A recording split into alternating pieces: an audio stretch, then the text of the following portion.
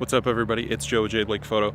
I'm at a park down the street from my house because what I wanted to try is I wanted to test out the claim that the new GoPro Hero 7 Black is as good as a gimbal.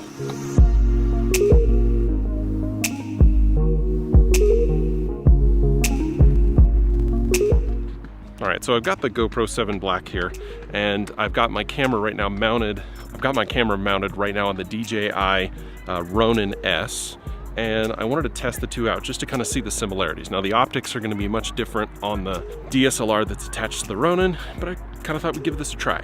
So let's try two different tests. Test number one, I'm just going to walk down the sidewalk with the Ronin, and then I'm going to walk down the same sidewalk with the GoPro.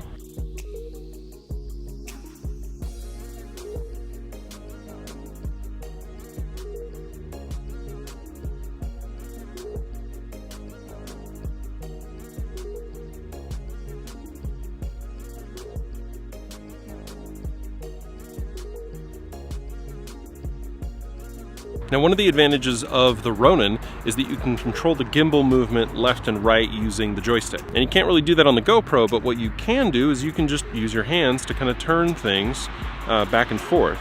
So I want to see how that does with the pan motion in comparison to using the motor. Now, I understand that this isn't a super fair comparison because of the fact that the GoPro doesn't have a motorized tilting head or panning head, but the cost of the GoPro on its own in comparison to the cost of the DSLR on top of the Ronin, you could potentially be getting great stabilization for considerably less the cost. So let's try that out.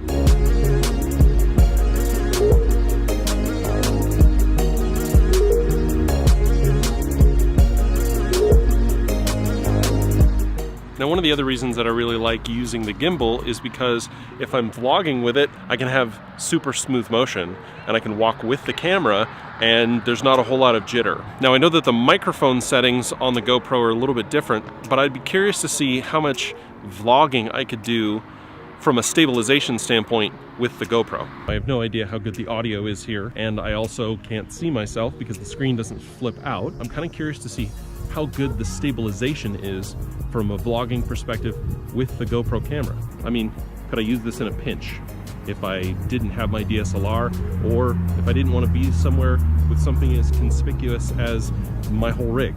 So I won't really know for sure until I get back to the office to actually take a look at this footage and kind of see how good it looks, but I'm really curious to see if the stabilization on the GoPro Hero 7 is as good as the Ronin. All right, so we're back in the office now, and I'm taking a look at this footage. Before I get into that, I wanted to talk about just two quick things. Number one, when I was trying to pull in this footage for the GoPro onto Final Cut Pro, it wouldn't import. It said that it just wouldn't import that file. So I did some digging on the interwebs, and I was able to find a couple of different posts.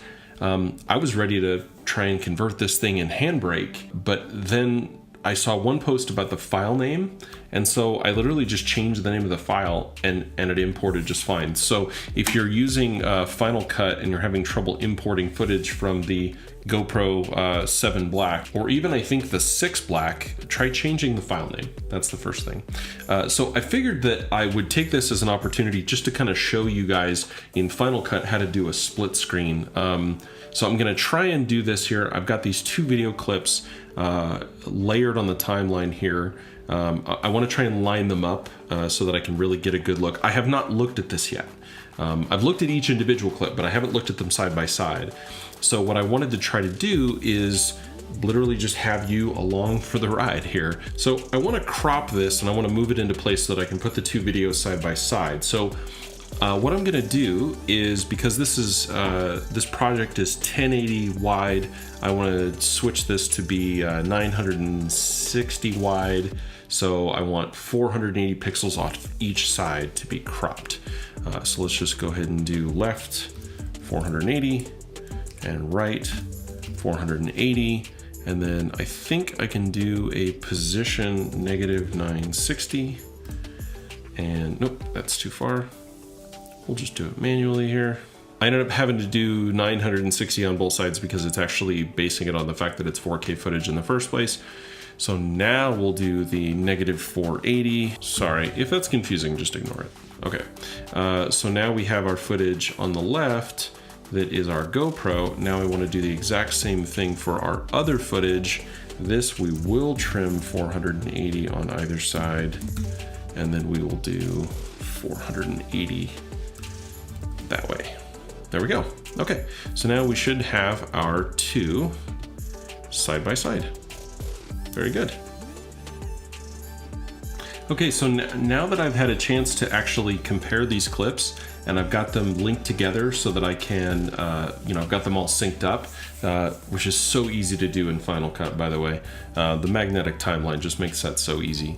I don't know. It's honestly, it's a dead heat for me. If you just watch it with me here. So GoPro on the left, and you've got the smoother motion. You can definitely see my footsteps more on the right hand side than you can on the left. A lot more control with the gimbal, but the turning was just so much smoother on the GoPro. This thing is, I am super impressed. I'm gonna drop it, now it's broken. Now it's also shooting in 4K at 60 frames a second, which my DSLR is also not doing. I did notice though, there's a significant improvement in the dynamic range just because of the full frame sensor here. This thing is pretty phenomenal. Also, the audio quality was very good. I know that wasn't really what I was reviewing, but the audio quality is very good. I'm gonna do a full-fledged review on this thing as a vlogging camera and as just a general all-around camera, both stills and video. I think I'm gonna do probably a full review in the next couple of weeks.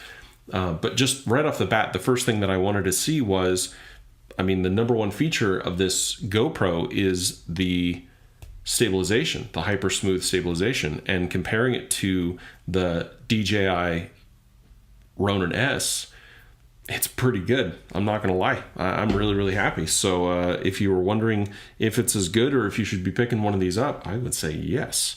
All right, well, thanks for watching this video.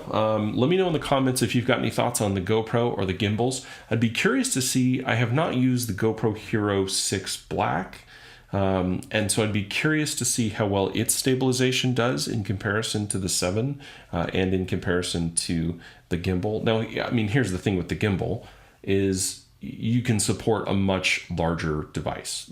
Is a lot more sensor than you're going to get out of the GoPro, but still pretty great so far. So go ahead and hit that subscribe button. If you haven't already, go ahead and hit the like button. If you like videos like this, like I said, let me know in the comments if you've got any thoughts on the GoPro Hero 7 Black or the Ronin-S. Go ahead and check out my video on the Ronin-S, and I will see you in the next one.